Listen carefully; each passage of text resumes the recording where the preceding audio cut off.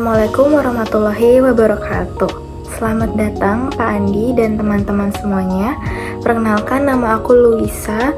Di sini aku mau membuat video mengenai buku yang saya baca, dan saya akan meringkas buku yang saya baca ini. Jadi buku yang saya baca yaitu ini.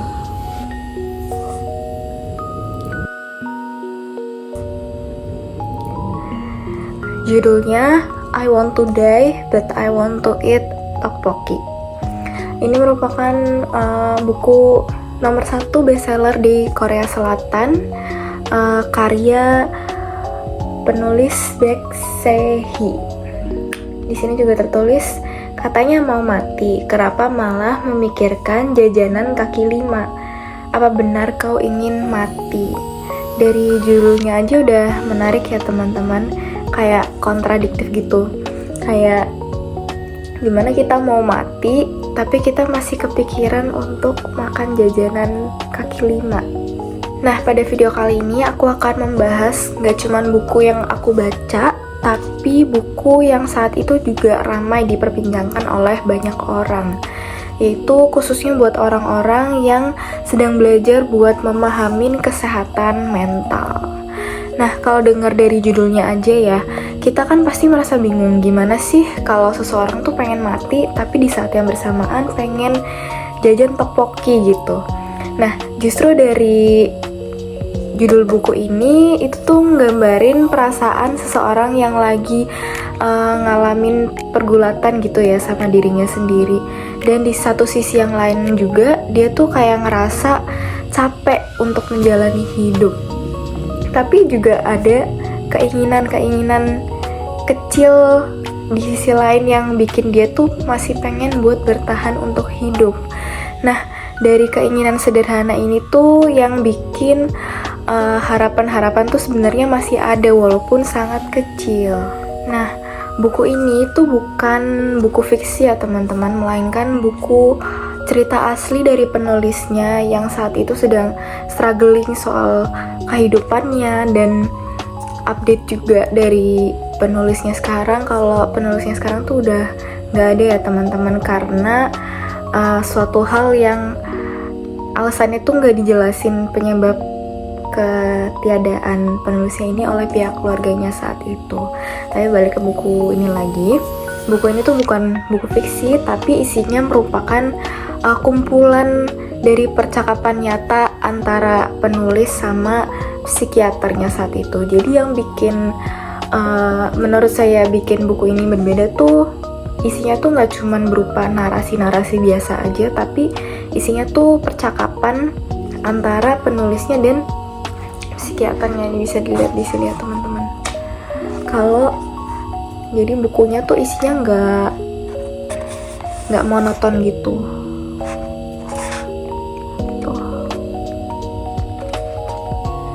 Nah, jadi penulisnya ini itu ceritanya kerja sebagai penulis di Korea Selatan, dan dibalik kehidupan penulis ini yang kelihatannya biasa-biasa aja tuh aslinya dia punya banyak struggle dalam dirinya sendiri yang dia tuh nggak bisa keluarkan gitu. Kayak dia tuh terus merasa cemas, kayak nggak percaya diri, terus sering menyalahkan diri sendiri, dan juga nggak pernah merasa cukup baik.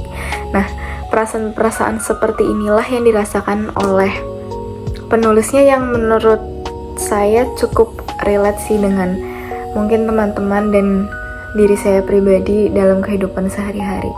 Dan yang lebih menariknya lagi tentang buku ini, penulisnya ini tuh nggak semata-mata berusaha munculin dirinya sendiri itu sebagai sosok yang kuat, tapi justru sebaliknya, dia justru jujur dengan menceritakan pikiran-pikirannya yang seringkali sulit diungkapkan ke orang lain. Kayak misalnya dia tuh harus nyenengin semua orang dan takut ngecewain orang lain.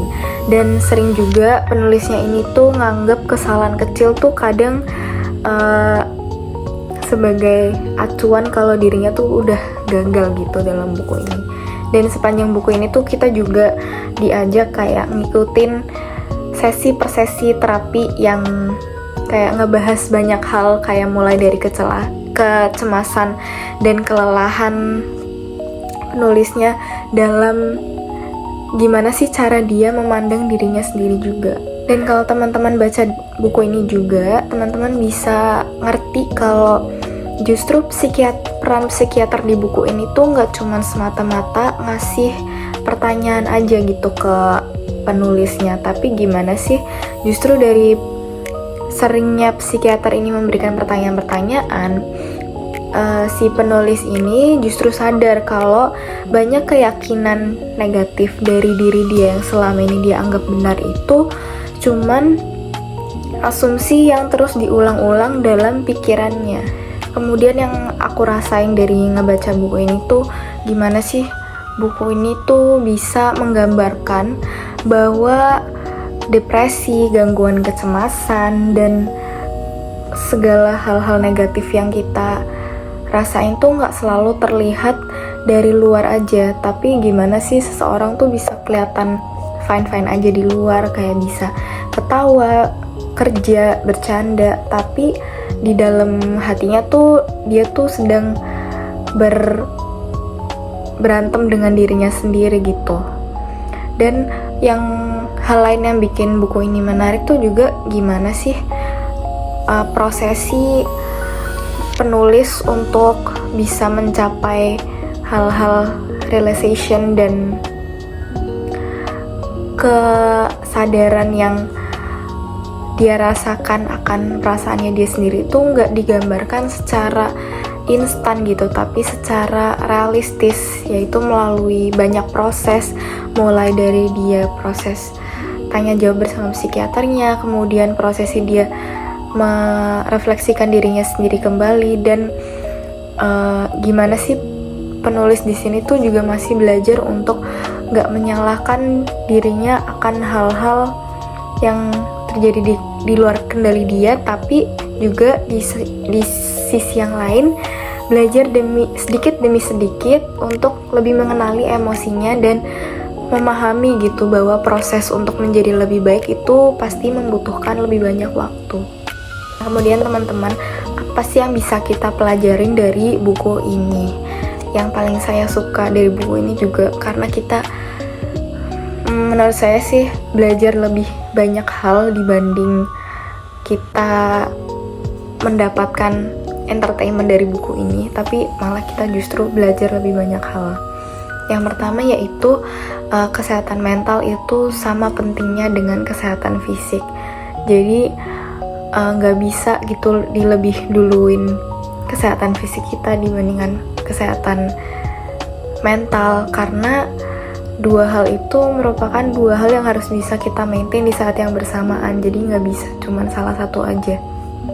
Yang kedua yaitu kalau kita cari bantuan profesional untuk kesehatan mental kita tuh bukan sesuatu hal yang menggambarkan kalau kita itu lemah.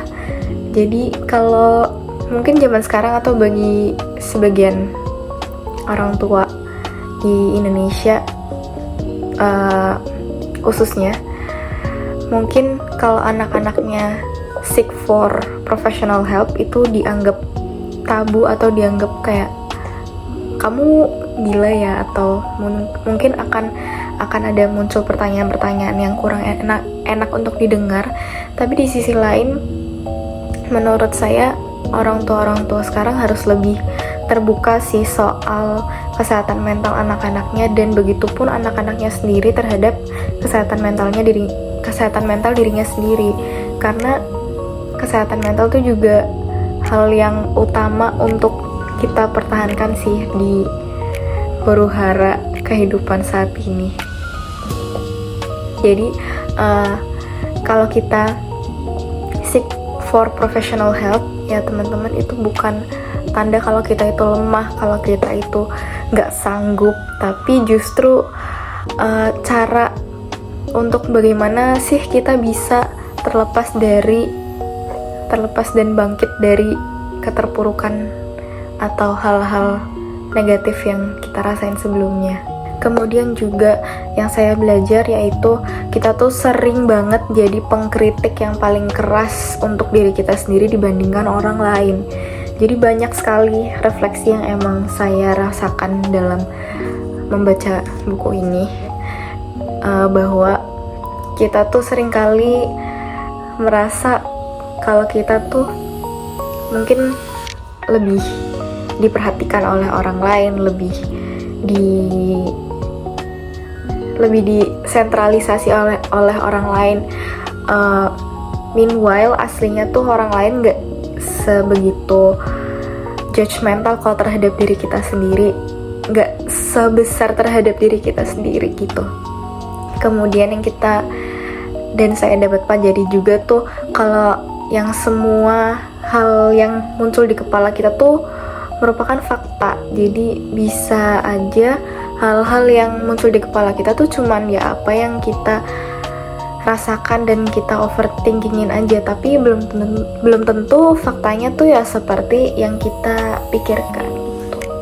Dan saya juga belajar kalau proses penyembuhan itu nggak harus instan, tapi kalau prosesnya lama tuh nggak apa-apa, karena